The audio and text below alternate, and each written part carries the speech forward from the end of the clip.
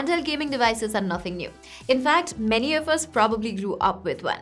From the iconic Nintendo Game Boy to the PlayStation Portable, these video game consoles were the go-to pastime for most 90s kids. Fast forward to 2022, the Nintendo Switch lineup pretty much dominates the handheld gaming arena, alongside a few small brands trying their best. And one such company is INU. Founded in 2020, INU has seen great success in such a short period. I have been using the INU 2021 Pro for over a month, and I can definitely see why people are loving this thing.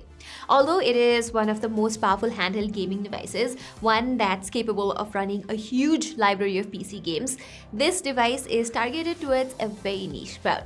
And not to mention, at $1,215, it's quite expensive as well. To compare, the $649 Steam Deck sounds like a much sweeter deal of the two. Besides the favorable price itself, it can play entire games from your Steam library and also dual boot on Windows. However, it's yet to hit the shelves almost after 6 months of the announcement, and Valve is only selling the Steam Deck in a handful of regions. Well, that's not to say that the INU Pro is readily available everywhere, but you get the point. Even the best Nintendo Switch costs just around 1/4 of this price. Then again, the INU Pro is an absolute Switch killer in terms of its performance. The number of games available on a Windows PC is much higher, whereas it can emulate Nintendo Switch and other console games too. Likewise, the INU Pro here also supports dock, which makes it a bona fide Switch competitor. Okay, in terms of its design, this thing is reminiscent of the Nintendo Switch while being slightly bigger and bulkier. I have it in the dark star color option, whereas you can find it in light moon or a vintage themed retro power color scheme as well. The matte finish certainly looks and feels nice, even though the INU Pro has an all plastic construction. There are no weird creaks or anything here, except for a minor gap at the top vent that results in some clicky noise when applying some pressure. Moving on, the INU Pro is pretty heavy for a handheld gaming device. At 650 grams, it's fine for casual gaming, but I often found myself searching for something to lay my wrists on during longer gaming sessions. Regardless, the control and trigger buttons are placed at just the right place and are therefore easy to get used to. On the left, we have an analog thumbstick, which is also clickable. Below it is a classic D-pad and 4 additional buttons, one for rumble on and off, one Xbox button that brings out the Xbox game bar, and one start and select button each. Over on the right side are the ABXY gaming buttons right along the analog stick, and 4 more hotkeys to make navigating through the Windows OS on this touchscreen a little simpler. There's one that triggers the Windows menu, one for the task manager, one for the on-screen keyboard, and one escape key. Moreover, the top frame houses the left, right, shoulder, and trigger buttons alongside the power and volume toggles. Here, I found the control buttons and triggers to be responsive and smooth, although the joysticks could have been better. And one more thing, all the extra buttons on board that I discussed earlier have relatively short key travel, so their tactile feedback is not that great. As for I/O, there's a 3.5mm headphone jack at the top, which would have been more convenient if it were placed on the bottom. There's no USB-A connection available, but you will find a total of 3 USB 3.2 Gen 2 Type-C ports here, 2 of which also support DisplayPort 1.4 and power delivery. Therefore, even if you don't have the docking station, you can hook it up to an external monitor or a TV, provided that you have the right cables and adapters, of course. To make up for the missing USB-A port, INU does ship a couple of USB-A to USB-C adapters inside the box. Besides this, you will find a couple of stereo speakers on the bottom frame. And they're not that good. Neither do they get very loud, nor do they have a respectably wide soundstage. So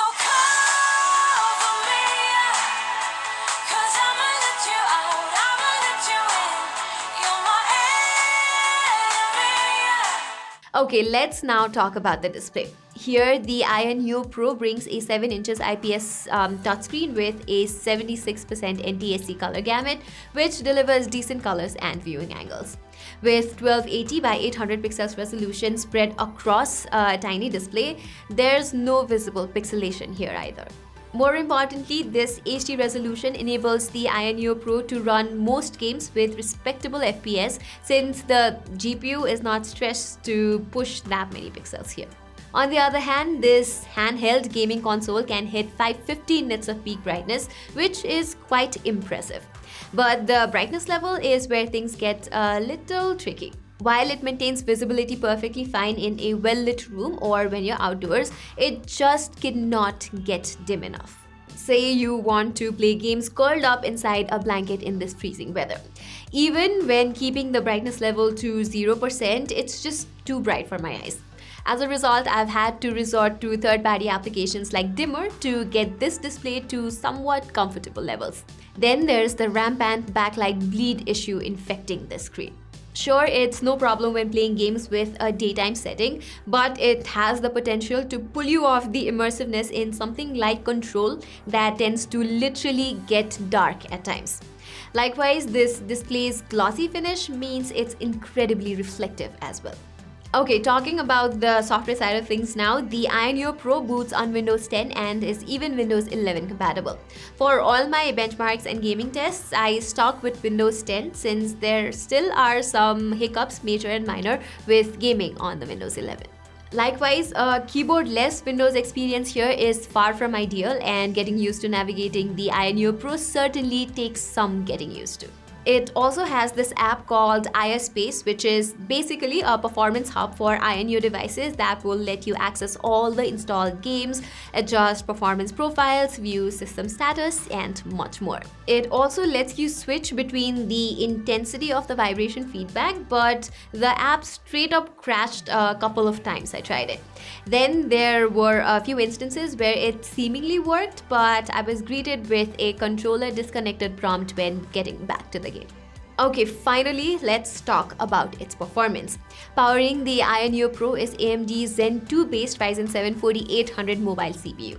This octa-core processor features Radeon Vega 8 GPU with 8 cores, clocked at up to 1.75 GHz.